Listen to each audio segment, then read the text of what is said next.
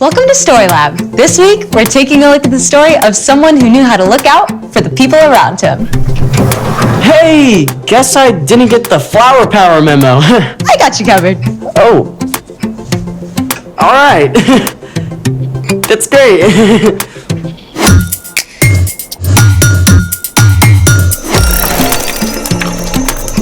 Hey, I'm Skylar. And I'm Sebastian. All summer, we're talking about what it looks like to live like Jesus. Also, we're setting up awesome activities for STEAM Camp. Science, technology, engineering, art, math. Go STEAM Campers! Rolls off the tongue. Yeah, not really. Okay, so what are we setting up today? We are gonna go flower power. On it! We can use this fine flour to power some chocolate chip cookies, a cake, or even some scones. Not that kind of flower. Okay. We got sunflowers, mangoes. Closer, but still no. Then how are we flower powering? How about a thermal powered flower? That's a tongue twister. Oh, sure. Let's take it. Today, we're making a thermal powered flower. Step 1. Cut out a flower and a leaf using a template like this. You can get a grown-up to help you draw the template or find one online. You want to know what they call me? The Picasso of arts and crafts. On to step 2. Carefully fold each of your flower petals so they form a fan shape. Like this. All right, step 3. Take a plastic drinking straw and cut it down to 3 inches long. Boom. Then cut down a wooden skewer to 4 inches. Now, I think you'll want to use these. For sure. You got it. And there it goes. Step 4. Take the straw and wrap around clay or Play-Doh around the base so that it can stand upright. For step 5, you'll need one of these little guys. An eye screw. We're gonna tape the eye of the screw to the top of the straw. But don't cover the top of the straw with the tape. On to step 6. Take the little leaf that you cut out and tape it onto the eye screw. Perfect. Step 7. Take a very small piece of clay and attach the flower to the flat end of the skewer. Then drop it inside of the straw. The point should hit the table. Perfect. Okay, so now we've got this. Where's the power? Right here. Step 8. Get your grown-up to help light the candles and then slide them under the flower creation. Make sure when you do, you avoid putting one directly under the leaf. I'm already seeing a little bit of movement. Whoa! Look, there it goes. Let's put all the other ones. There it goes! It's like a little flower merry-go-round. As the candle flames heat up the air around them, the warm air rises. This creates a gentle breeze that catches the petals and causes the flower to spin. You are the wind beneath my wings. Settle down, Bet. I just love how the flames provide such a great boost for the petals. Looking out for their flower friend. Speaking of looking out for others, it's time for The story before the story. Today, we're in the book of Luke.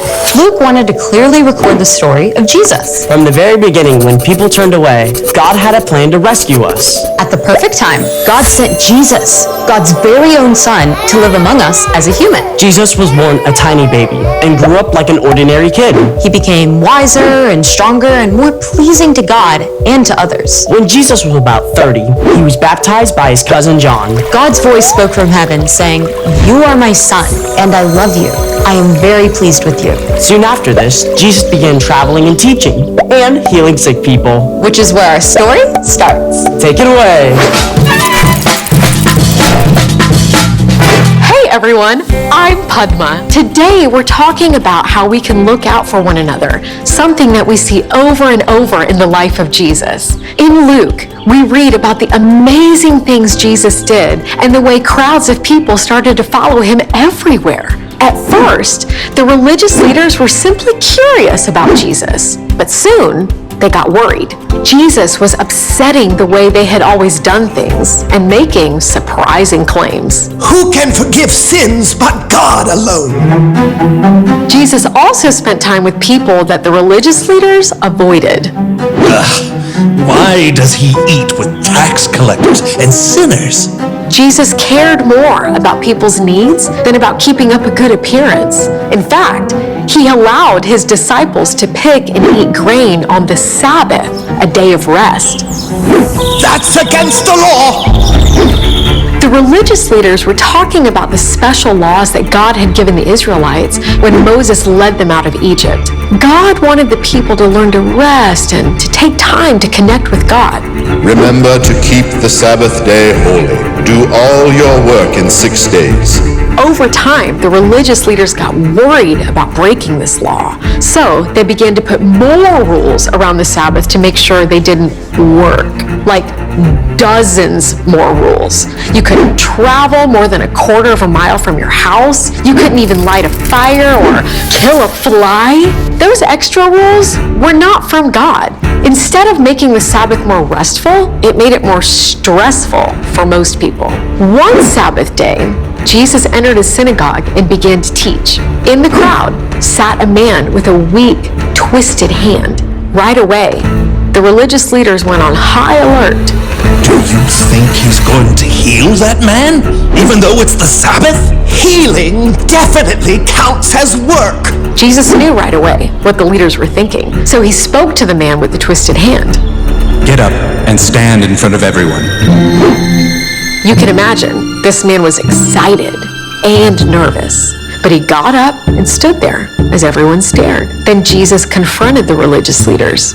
What does the law say we should do on the Sabbath day? Should we do good or should we do evil? Should we save life or should we destroy it? Nobody dared answer. So Jesus spoke to the man with the twisted hand. Stretch out your hand. The man reached out. Everyone could see his hand had become completely whole and good as new. Amazing! Am I right? But the religious leaders did not celebrate with the man who had been made whole. Instead, they got super angry. See, Jesus had not broken God's law about the Sabbath, but all those extra rules made by the religious leaders. Jesus chose to ignore those extra rules in order to care for a man who was hurting and to make him well. But the religious leaders were so wrapped up in fear and in making themselves look good that they cared more about their own rules than about helping people. And so they began plotting how to stop Jesus. Jesus never let what others thought control his actions. Instead, he demonstrated for us all what the Apostle Paul later wrote to the Philippians. None of you should look out just for your own good.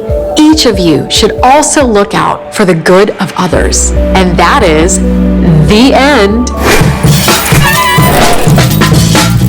Wow, the religious leaders never really got it, did they? They really believed they were doing the right thing. They sure did, but in the end, they were just looking out for themselves. So, what's our part in the story? All this summer, we're talking about how we can live and love like Jesus. And when we look at Jesus, we see that he kept his focus on other people instead of on himself. He cared more about looking out for others than making himself look good. That's so hard to do sometimes. I mean, my default setting is me. Yeah, it's easy to think about what I want and what I need. For sure.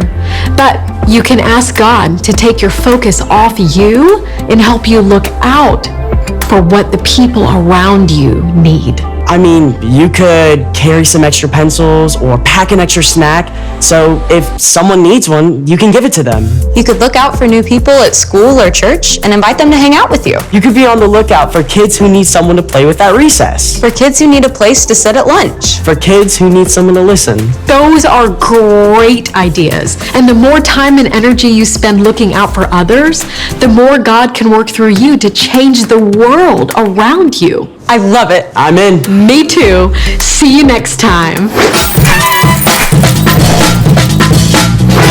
So here's the thing. Look out for one another. Your family, Your friends. your classmates, Your neighbor. because then they can say, "You are the wind beneath my..." I'd rather see it than hear it. Who doesn't need a little flower power in their day? Thanks for joining us in the Story Lab. See you next time. Think we can make it go faster with a little more candles? Oh, you're on. That's one. There it goes.